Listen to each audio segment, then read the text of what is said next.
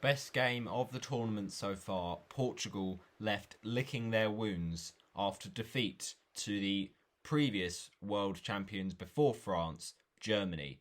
What a spectacular performance from the Germans. It finished Portugal 2, Germany 4. I mean, really, Portugal came into that thinking, we can beat this Germany side. We looked at Germany and thought, the last few tournaments, they have been a bit dodgy. But we just were overcome by Germany, and it was wave after wave of just pressure and chances from Germany. They were getting down our left-hand side, far too easily. And you got to say that Gosens was a threat all game.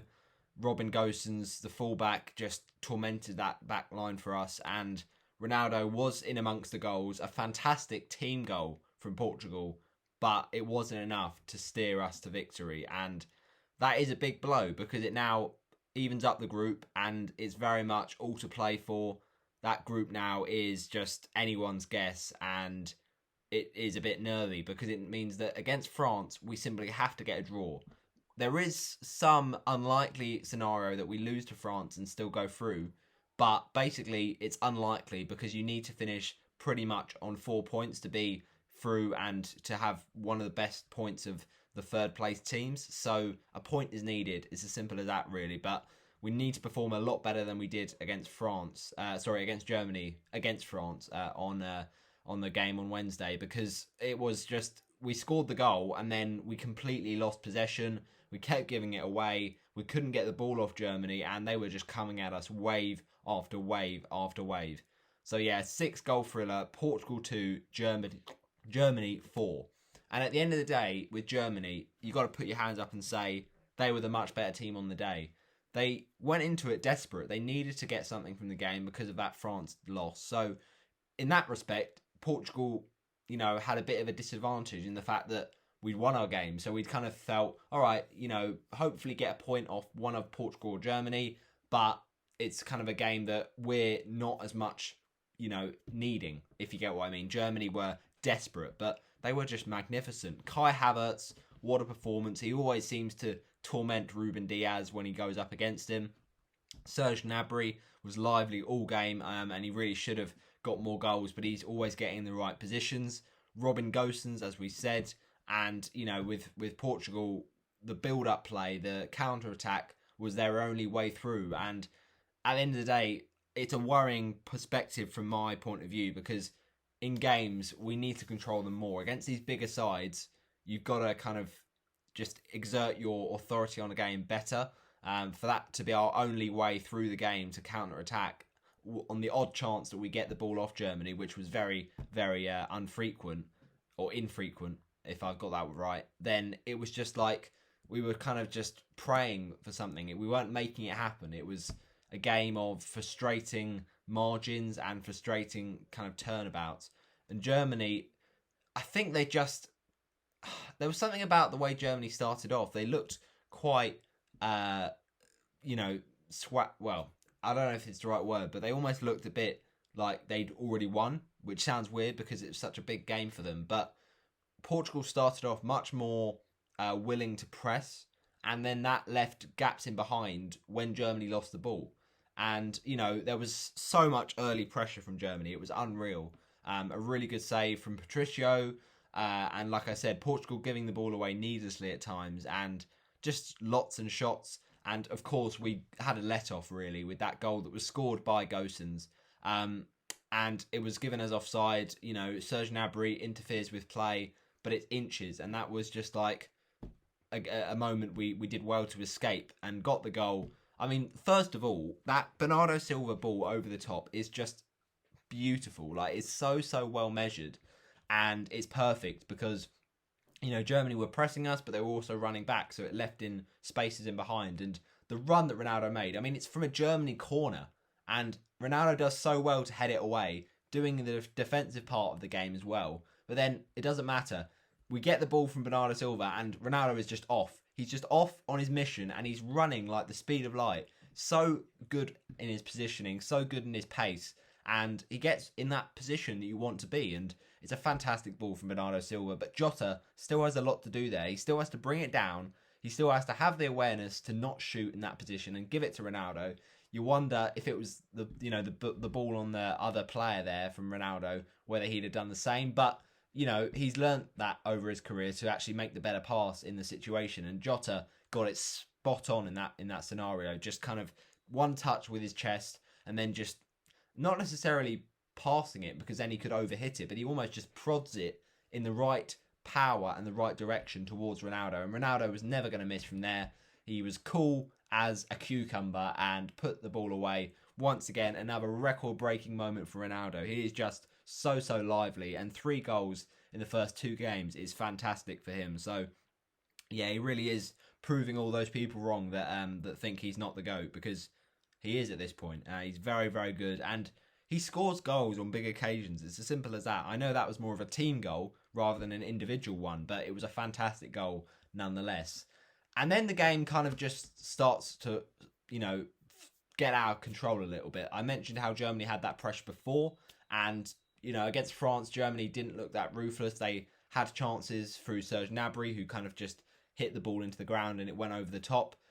And with Portugal game against Hungary, we were starting to get desperate. We were starting to get frustrated, and we had to kind of play slow build-up. But in a game like this against Germany, who were a much better and much bigger side, I think we just took our foot off the pedal. And it was just, we were starting to get a feel for Germany, and it was never being able to prevent it. So, there was just wave after wave from Germany. And it's just, I think when France beat Germany, they had a couple of goals disallowed. And most people said, yeah, Germany aren't that good. They're not genuine contenders. But Germany made a statement today, and they ran this game like you wouldn't believe. I thought that we would have a chance still, and we were still very much in the game. But, once those goals went in, it was so hard to kind of look past a Germany win, because they were just asserting their dominance. They were looking really, really impressive.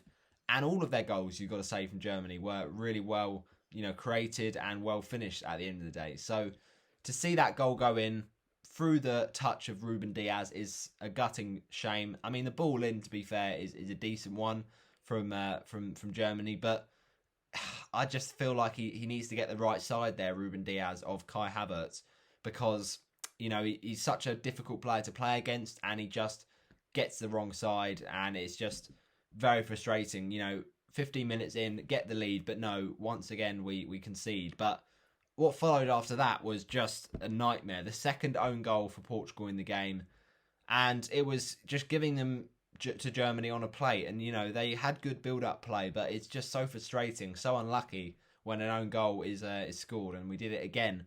I mean, once again, Germany doing well in their build-up, but it's just frustrating because with that Guerreiro own goal, I feel like it might not have gone in if it wasn't for Guerreiro's intervention. And I get what he's trying to do here.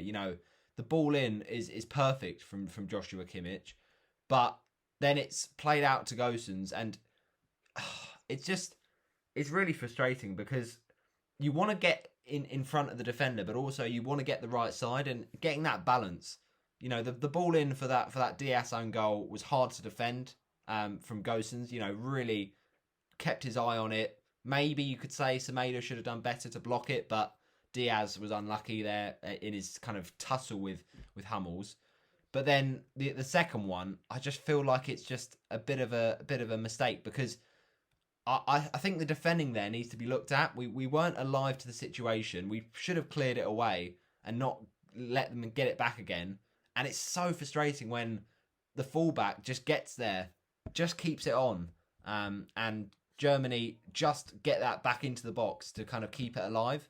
And this time it is Kimmich, but then he just mishits it, Guerreiro, and it's just a really frustrating one. So it was just a few things avoidable there, to be honest. But, Germany go 2-1 up, and you're thinking at half-time, it's a game where we can still do something, but it is a tough ask, basically, because Germany have all the momentum, and, on the break, as I mentioned, we looked threatening. It was just our defence that was letting us down, and it was just... It was the kind of game you need a moment of magic to get back into it, because of how relentless Germany were, how hard it was to break them down. So, yeah, we go into that half-time, disappointing, And it's fair to say, despite that really good, team goal, we just lost our way in that first half. And people can say, "Oh, you've bottled that first half," but actually, when you think about it, Germany were always dominant. So, in that way, it's expected that Germany win. Do well in that first half. But I think you just got to look at Gosens. You got to look at that left hand side because he was just always causing problems there for the fullback Nelson Semedo. I don't know. I just feel like with Guerreiro, he made some mistake there, but he needs to recover from that, and I don't think he ever did really.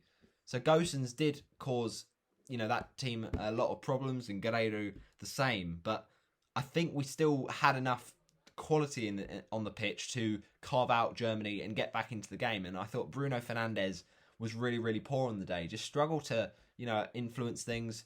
Patricio, I thought, had quite a good game, made a few good saves, but, the defence in front of him was really exposing him and struggling. Nelson Semedo, not a bad game, but he did struggle for pace at times. Pepe, a few good blocks. Diaz, obviously, a bit of a nightmare because he was tormented by Havertz all game. Guerreiro, the same, really. Danilo, I thought, didn't have enough of an impact.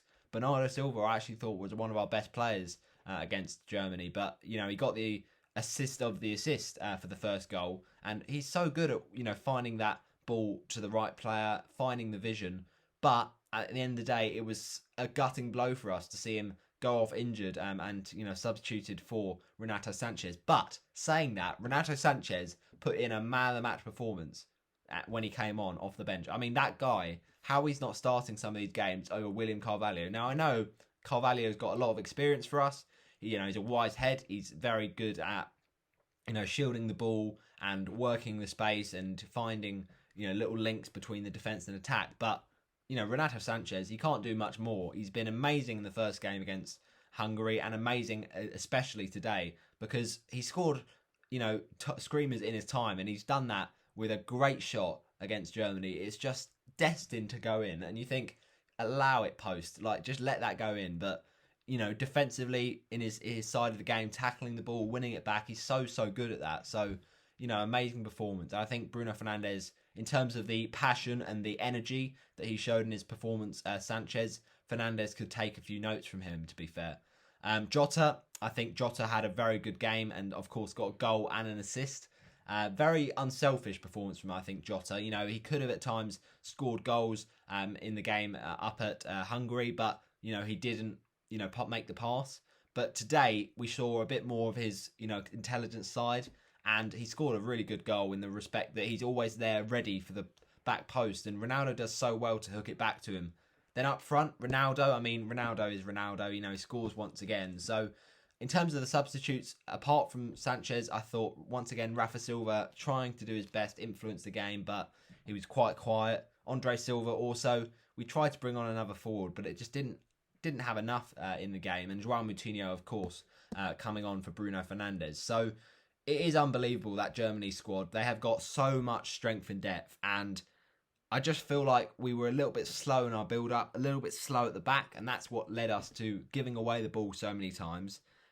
It was such an open game, and, it was such a good goal from us, but you can't just focus on one goal. You've got to kind of implement it and copy it in the rest of the game, because we didn't test Neuer enough. It's all very well scoring on the counter-attack, but that's not going to have your, desired effect on the opposition. So it was just scoring 2 own goals. You never like to see it, and you felt that we would keep plugging away, we'd keep it competitive, and we did. But to concede so early on in that second half from Kai Havertz's goal, it was a gutting blow. It kind of knocked the wind out of us, knocked the sails out of us, and, the ball in from Gosens, all right, maybe he's onside, but it's a tight one. It's just, we need to get out to the fullback sooner. We can't let him be whipping in crosses, because Havertz, has it on a plate after the quality of that pass, and he just kind of, taps it home. But then after that goal from Havertz, we should have a reaction, and it's not coming, because once again, Germany find a bit of space, lack of marking from us, and Gosens gets his goal that he probably thoroughly deserved. A really good cross in by Kimmich once again. Impressive stuff, and it's a great leap from Gosens. But where's the marking? I mean, Patricio had little chance with that header, but we just really have to look at ourselves defensively. We had problems and, we didn't deal with them today. So it's a big game against France. We simply have to get a point. But it was just, we had flashes of the moment in the game, but not sustained enough to kind of get something out of the match.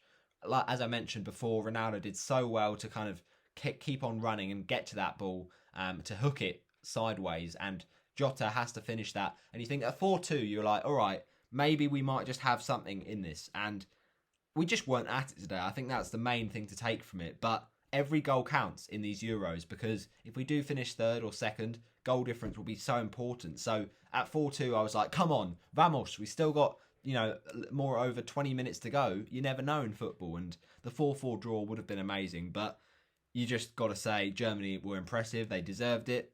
And, we got to try and help the cause. But we couldn't score any more goals, as we mentioned, through that Sanches unlucky shot.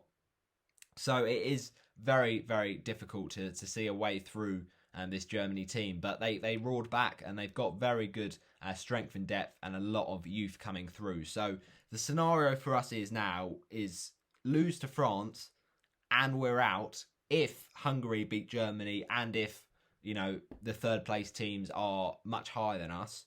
But also you've got to remember, if we beat France and Germany win, I think, then we're top of the group. I'm pretty sure. Or maybe if Germany lose, we're top of the group, because we're on 3 and Hungary on 1, Germany now on 3 and France on 4. So if Hungary lose, basically, we're bottom. We're bottom of the group. If Hungary lose, we're not bottom. We can't finish bottom if Hungary lose. But as I mentioned, 3 points probably won't be enough to be one of the best third place teams. So a point is what we need against France, and a point is hopefully what we'll get. But it's all about that one. It just is so unlucky at times, because we have the quality. It's just that final pass lacking. As I mentioned, Bruno Fernandes wasn't quite on his game today. And you just got to give credit to the better team at the end of the day. It was just so hard to stop Gosens in this game.